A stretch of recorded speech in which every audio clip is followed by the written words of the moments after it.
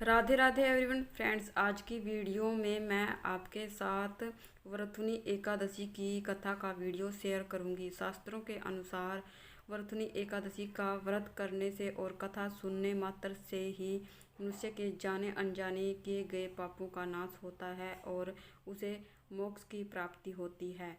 एकादशी के दिन हमें सुबह सुबह उठकर नहा धोकर चौकी लगानी होती है। चौकी पर हम लाल या पीले रंग का वस्त्र बिछाएंगे। श्री हरि विष्णु को विराजमान करेंगे। बहुत ही विधि पूर्वक हम पूजा करेंगे और पूजा करने के बाद हम कथा सुनेंगे। तो एकादशी व्रत कथा सुनने के लिए अपने सीधे हाथ में थोड़े से तिल ले लेंगे। एकादशी के दिन हमें चावल का यूज़ नहीं करना होता है और साथ में एक जल का लोटा ले लेंगे और उसके बाद हम वरथुनी एकादशी व्रत कथा शुरू करेंगे। तो चलिए कथा सुनते हैं। प्राचीन समय में मानधाता नाम का राजा नर्मदा नदी के तट पर राज्य करता था। वह बहुत ही धर्मपरायण था। राजा हर समय भक्ति में लगा रहता था और राजा बहुत ही दयालु और धर्म कार्यों में लीन रहता था। एक बार भक्ति करने के लिए राजा जंगल में गया और भक्ति करने लगा।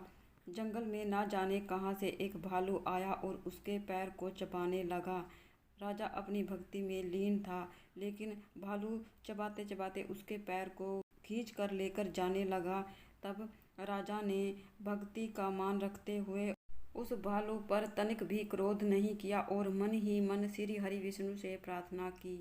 तब श्री हरि विष्णु ने वहां पर प्रकट होकर भालू का अपने चक्कर से सिर धड़ से अलग कर दिया और मानधाता को दर्शन दिए। मानधाता ने श्री हरि विष्णु को प्रणाम किया और मन ही मन वह अपने कटे हुए पाँव को लेकर बहुत दुखी था। तब श्री हरि विष्णु ने उसे एकादशी का व्रत करने के लिए कहा और साथ में ये भी कहा कि तुम्हारे पिछले कर्मों के कुकर्म के कारण ही तुम्हारा यह अंग नष्ट हुआ है और तुम विधि पूर्वक वरथुनी एकादशी का व्रत करो, तुम पुनः इस अंग को प्राप्त कर लोगे। मानधाता ने मथुरा जाकर बहुत ही विधि पूर्वक वरथुनी एकादशी का व्रत किया और वह पहले जैसा ही सभी अंगों को प्राप्त कर चुका था। तो ये थी वरथुनी एकादशी की व्रत कथा। कोई भी कथा हमें अकेले नहीं सुननी होती है, इसके साथ ही हम एक गणेश जी की कथा सुनेंगे। एक बार एक बुढ़िया थी जो रोजाना मिट्टी के गणेश जी बनाती और रोजाना मिट्टी के गणेश गल जाते। बुढ़िया के घर के सामने ही एक सेठ जी की हवेली बन रही थी।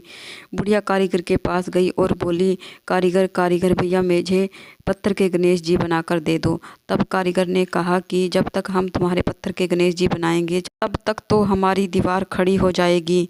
तब बुढ़िया ने मन ही मन कहा कि तुम्हारी दीवार टेढ़ी हो जाए। बुढ़िया वहां से चली आई। इस प्रकार कारीगर जब भी दीवार बनाते तो वह टेढ़ी हो जाती। सुबह से शाम हो गई। शाम को सेठ जी वहां पर आए और सेठ जी बोले, क्या बात है कारीगर, आज तो कुछ भी काम नहीं हुआ है।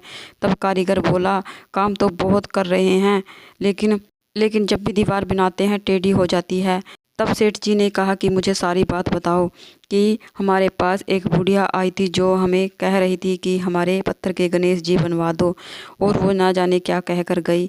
तब सेठ जी ने कहा कि मुझे उस बुढ़िया के पास लेकर जाओ। तब सेठ जी बुढ़िया के पास गए और बोले कि बूढ़ी माई, मैं आपको पत्थर के नहीं सोने के गणेश जी बनवा कर दूंगा, हमारी दीवार सीधी करा दो। वहीं पर गणेश जी भी सारी बात सुन रहे थे। फिर क्या सेठ जी की दीवार सीधी हो गई और सेठ जी ने बूढ़ी माई को सोने के गणेश जी बनवा कर दिए। हे गणेश भगवान, जिस प्रकार सेठ जी के साथ पहले की ऐसे किसी के साथ नहीं करना और जैसे सेठ जी के साथ बाद में की ऐसे सबके साथ करना। कहते सुनते हुकारा भरते जो भी कोई इस कथा को सुनता है उसकी सभी मनोकामनाओं को पूर्ण करना। इस प्रकार हमारी कथा पूर्ण हो जाती है और जो हमारे हाथ में तिल के दाने हैं ये हम श्री हरि विष्णु को समर्पित कर देंगे और थोड़े से जल के लोटे में डाल देंगे और जल के लोटे को हम सूर्य देव को अर्घ दे देंगे। अगर आपको कथा का वीडियो पसंद आया है तो वीडियो को लाइक कीजिए और साथ ही मेरे चैनल को सब्सक्राइब कीजिए। तो फिर मिलते हैं एक और नई वीडियो में, तब तक के लिए राधे राधे।